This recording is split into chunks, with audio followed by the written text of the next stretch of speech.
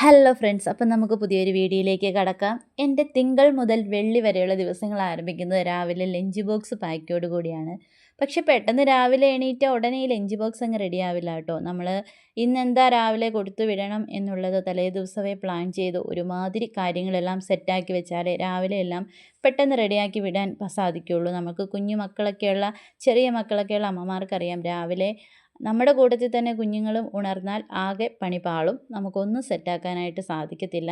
അപ്പം കുഞ്ഞുവാവ എണീറ്റാൽ എൻ്റെ കാര്യം ഇത് തന്നെയാണ്. അതൊക്കെ മുൻകരുതിയാണ് ഞാൻ ഓരോ ദിവസവും ഇന്നിപ്പം രാവിലെ എന്ത് കൊടുത്തു വിടണമെന്ന് തലേ ദിവസമേ ഞാൻ പ്ലാൻ ചെയ്ത് കാര്യങ്ങളൊക്കെ സെറ്റാക്കി വെച്ച് രാവിലെ പെട്ടെന്ന് തന്നെ കുക്ക് ചെയ്ത് കൊടുത്തു വിടാനുള്ള രീതിയിൽ സെറ്റപ്പാക്കി വെക്കും. അപ്പം നമ്മുടെ മക്കളുടെ രാവിലത്തെ ലഞ്ച് ബോക്സ് എല്ലാം റെഡിയാക്കി അവർക്ക് കഴിക്കാനുള്ള ഭക്ഷണം, കഴിക്കാൻ ദോശയായിരുന്നു കേട്ടോ, അതിൻ്റെ വീഡിയോ ഒന്നും ഞാൻ എടുത്തില്ല.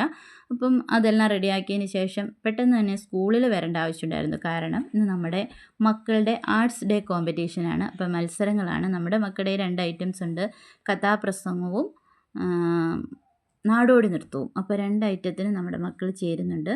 അപ്പം നാടോടി നൃത്തത്തിനുള്ള കോസ്റ്റ്യൂംസൊക്കെ വീട്ടിൽ നിന്നും ഇട്ട് റെഡിയായി മേക്കപ്പൊക്കെ ഇട്ടാണ് നമ്മൾ വീട്ടിൽ നിന്നേ പോരുന്നത്.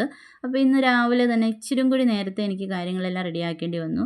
ഇത് ഡാൻസ് കഴിഞ്ഞിട്ട് മിന്നൂട്ടൻ്റെ കഥാപ്രസംഗം നടക്കുന്ന സ്റ്റേജാണ് ഈ കാണുന്നത്. കഥാപ്രസംഗത്തിന് എൻ്റെ മിന്നൂട്ടിന് ഫസ്റ്റ് പ്രൈസ് ഉണ്ട്, പൊന്നുകുട്ടിക്കും കഥാപ്രസംഗത്തിന് ഫസ്റ്റ് പ്രൈസ് ഉണ്ട്. കാരണം 2 പേരും ഒരേപോലെയുള്ള ഐറ്റത്തിനാണ് ചേർന്നത് കേട്ടോ. 2 പേരും 2 കാറ്റഗറിയിലാണ്. അതുകൊണ്ട് തന്നെ കഥാപ്രസംഗത്തിനും 2 പേരും ഒരേ കഥ പഠിച്ചാൽ മതിയായിരുന്നു. 2 കാറ്റഗറി ആയതുകൊണ്ട് മത്സരിക്കാമല്ലോ. ഒരു നാടോടി നൃത്തം തന്നെയാണ് 2 പേരും പഠിച്ചത്. കാരണം ഒരേ ഐറ്റം ആകുമ്പം അവർക്ക് അങ്ങോട്ടും ഇങ്ങോട്ടും പ്രാക്ടീസ് ചെയ്യാമല്ലോ. നേരത്തെയൊക്കെ അവർ ചെറുതായിരുന്നപ്പോൾ ഞാൻ ഓരോ കാര്യങ്ങൾക്കും പുറകെ നടന്ന് പ്രാക്ടീസ് ചെയ്യിപ്പിക്കണമായിരുന്നു. പക്ഷേ ഇപ്പോൾ അവർ എല്ലാ കാര്യങ്ങളും തന്നെ ചെയ്തോളും. എന്ന് വെച്ചാൽ അവർ വലിയ മക്കളായി എന്നല്ല ഞാൻ ഉദ്ദേശിക്കുന്നത്. അവർക്ക് പഠിക്കേണ്ട കാര്യങ്ങൾ, ഇന്നത് കാര്യം പഠിക്കണം എന്നുള്ളൊരു ബോധ്യം അവർക്കുണ്ട്. അതുകൊണ്ട് അവരത് പഠിച്ചുകൊള്ളും.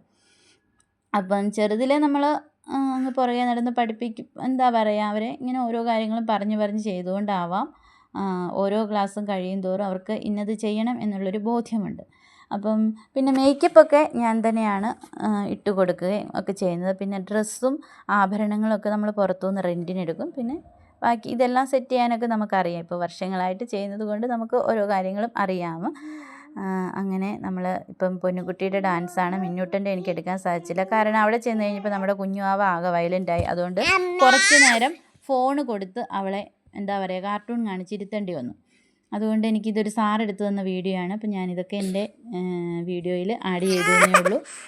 ഡാൻസിൻ്റെ നാടോടി നൃത്തത്തിൻ്റെ പാട്ടൊന്നും ഞാൻ ഇടുന്നില്ല. കാരണം കോപ്പിറൈറ്റ് ആണെന്ന് പറഞ്ഞ് യൂട്യൂബ് മെസ്സേജ് അയക്കും.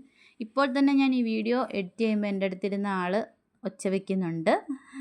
എപ്പോഴാണ് പൊട്ടിത്തെറിക്കുന്നത് നമുക്ക് പറയാൻ പറ്റത്തില്ല. പുള്ളിക്ക് അങ്ങനെയുണ്ട്. ഇടയ്ക്ക് എന്താ പറയുക, മഴയൊക്കെ ആകുമ്പോൾ പുള്ളിക്ക് ആകെപ്പാടെ അസ്വസ്ഥതയാണ്. പുറത്തോട്ടൊന്നും നമുക്ക് അങ്ങനെ ഇറങ്ങാൻ പറ്റത്തില്ലല്ലോ. അതിൻ്റെ ഒരു ബുദ്ധിമുട്ടുകളാണ് ഈ കാണിക്കുന്നത്.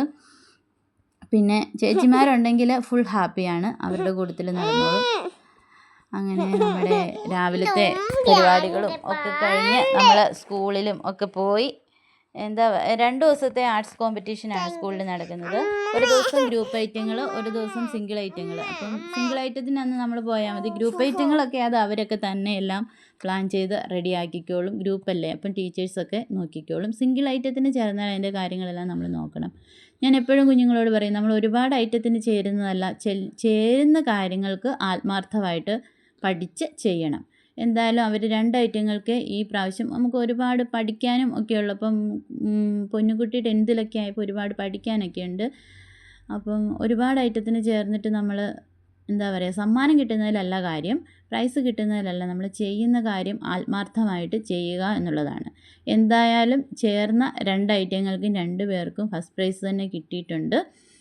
അതിൻ്റെ ഒരു സന്തോഷമുണ്ട് കേട്ടോ. അപ്പം കുഞ്ഞുങ്ങൾ അതുപോലെ കഷ്ടപ്പെട്ട് പഠിച്ചിരുന്നു, അവരതുപോലെ അതിനുവേണ്ടി സമയം ചിലവാക്കിയിരുന്നു. അതുകൊണ്ട് അവർക്ക് കിട്ടി. അവരെ കഴിഞ്ഞു അധികമായിട്ട് പ്രാക്ടീസ് ചെയ്താൽ ആ കുഞ്ഞുങ്ങൾക്ക് കിട്ടും. അപ്പോൾ എൻ്റെ വീഡിയോ ഇത്രയേ ഉള്ളൂ.